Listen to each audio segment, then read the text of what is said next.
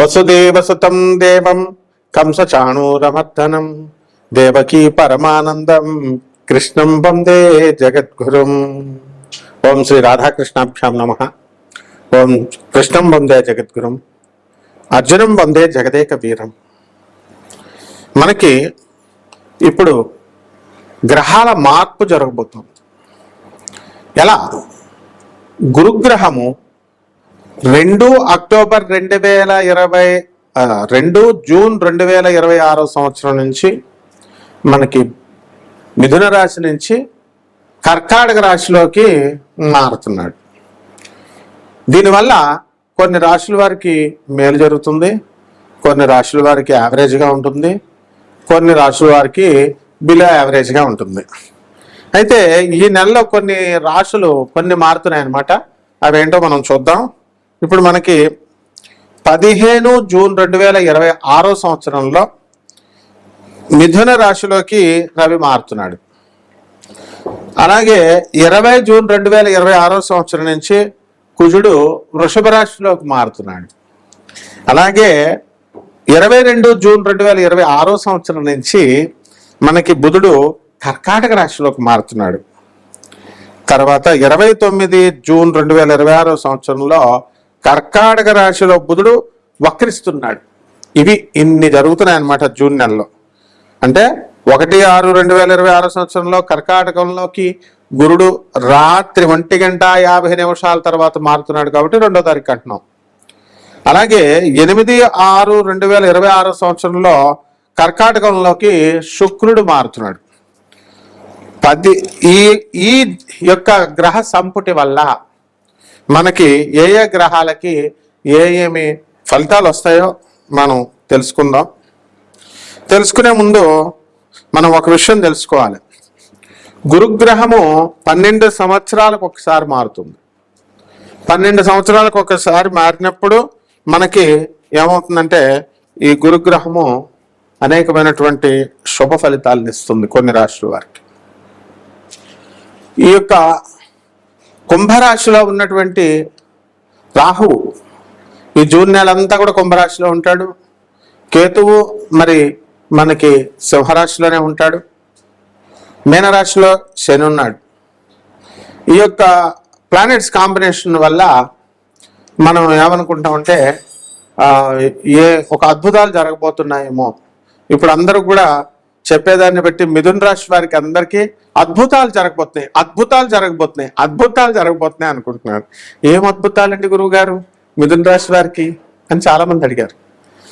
ఒక ఆయన మిథున రాశి ఆయన అమెరికాలో జాబ్ చేస్తున్నాడు. వాళ్ళ భార్య పిల్లల్ని తీసుకొని అమెరికా ఇప్పుడు వాళ్ళు వెళ్ళిపోతున్నారు. ఉద్యోగంలో 6 సంవత్సరాలకే వచ్చిందండి కాంట్రాక్ట్ అమెరికాలో. ఇది ఏమన్నా ఎక్స్టెండ్ అవుతుందా అన్నారు. అవ్వచ్చు. అలాగే ఈ యొక్క మిథున రాశి వాళ్ళకి మరి నేను హౌస్ వైఫ్ అండి, మరి నాకేమవుతుందండి అంటే డబ్బులు వస్తాయమ్మా. మిథున రాశి వాళ్ళకి, మీ తమ్ముడు వాళ్ళకి, మీ మరదల వాళ్ళకి డబ్బులు వస్తున్నప్పుడు నీకెందుకు డబ్బులు రావంటే, డబ్బులు నేను హౌస్ వైఫ్ని కదండి నాకు ఎలా వస్తాయి అంటారు. అది ఎలా వస్తాయో మనకు తెలియదు. మనకి డబ్బులు వస్తాయంటే వస్తాయి అంతే. మరి అది యూట్యూబ్లో చెప్పేటటువంటి జ్యోతిష్కులు కానీ, పీఠాధిపతుల రూపాల్లో ఉన్న వాళ్ళు కానీ, పీఠాధిపతులు కానీ, ప్రవచనకారులు కానీ వస్తాయంటే వస్తున్నాయి అంతే అని చెప్తున్నారు. కష్టపడిందే చదువు వస్తుందా? సాధనమున సమకూరు అని చెప్పారు. ధరణిలోన కష్టపడితేనే మనకి చదువు వస్తుంది, కష్టపడితేనే డబ్బులు వస్తాయి. కాబట్టి మీరు ఈ మాయా నుంచి బయటకు వచ్చేసేయండి. గ్రహాలు మారుతాయి కాబట్టి మనకేవో అద్భుతాలు జరగబోతున్నాయి. అలాగే మనకి సూట్ కేసులో లక్ష్మీదేవి డబ్బులు పట్టుకొని వచ్చేస్తుంది. ఇలా జరగవు. ప్రాక్టికల్గా ఉండాలి. మనం ఖచ్చితంగా మార్పు వస్తుంది. ఇప్పుడు మనకు వర్షం పడుతుంది అనుకోండి, ఆ వర్షాన్ని మనం ఆపలేం, కానీ అక్కడ గొడుగు వేసుకుంటే మన మీద పడకుండా అక్కడ వరకు మన వరకు మనం ఆపుకోవచ్చు.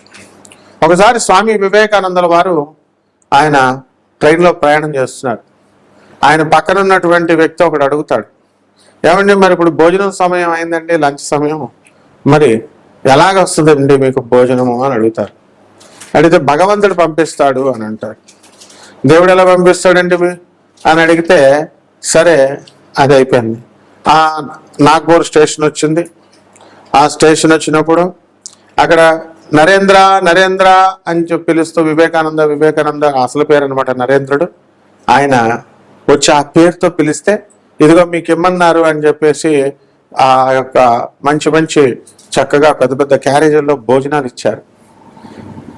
ఎవరు అండి అని అడిగితే ఏమో మరి నాకు తెలీదు అని వివేకానందుడు చెప్తాడు. ఆ వ్యక్తికి పేరు కట్టుకొని రామకృష్ణ పరమహంసుల వారి భక్తులు, ఆ పరంపరలో వచ్చినటువంటి భక్తులు స్వామి వివేకానంద గురించి తెలుసు కాబట్టి తమ గురువు గారైనటువంటి రామకృష్ణ పరమహంసుల గారు తన భక్తులకు ఆదేశిస్తే స్వామి వివేకానందుల వారికి వచ్చింది.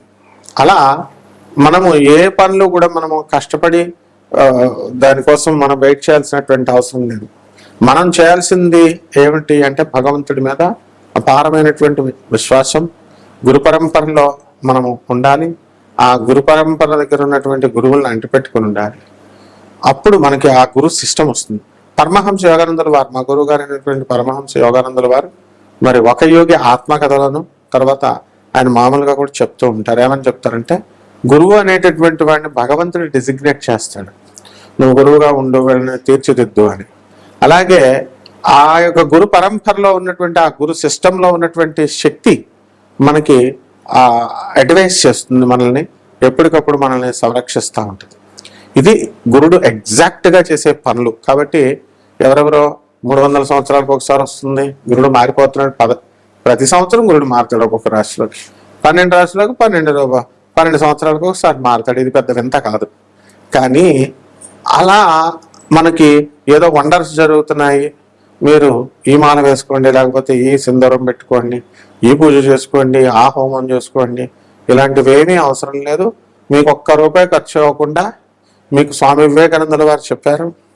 అలాగే service to humanity is real service to God అని మానవులకి, పేదవారికి, అనాథలకి, వికలాంగులకి, సాధువులకి సేవ చేయడం ద్వారా మరి తప్పకుండా గురుమండల వ్యవస్థ నుంచి గురువు యొక్క అనుగ్రహం మీ పైన వస్తుంది. అలా కాకుండా బాగా డబ్బు ఉన్నటువంటి వాళ్ళు పెసనార్తనంగా వాళ్ళ బీరువాళ్ళలో డబ్బులు దాచుకుని ఖర్చు పెట్టకుండా పేదవాళ్ళకి, అవసరంలో ఉన్న వాళ్ళకి కనుక ఆదుకోకపోయినట్లయితే వాళ్ళు తప్పకుండా నష్టపోయేటటువంటి అవకాశాలు ఉంటాయి. కాబట్టి ఎదుగుదల మాట ఎలా ఉంచండి, డౌన్ఫాల్ అవడానికి అవకాశాలు ఉంటాయి. కాబట్టి ఎంతసేపు కూడా మీ పక్కవాడు మీ పట్ల ఏదో ఒక సహాయం చేస్తారనేటటువంటి ఎక్స్పెక్టేషన్తో ఉంటాడు. Everyone will have greater expectations on his fellow beings అని. కాబట్టి మనకి మీరంతా ఎదగాలని పక్కవాడు కోరుకుంటాడు. ఎందువల్ల కోరుకుంటాడు? వాడి మీ కారు ఉంటే వాడిని ఎక్కించుకుంటారండి, మీ దగ్గర ₹100 అంటే ₹10 వాడికి అప్పిస్తారండి. This is positive optimism.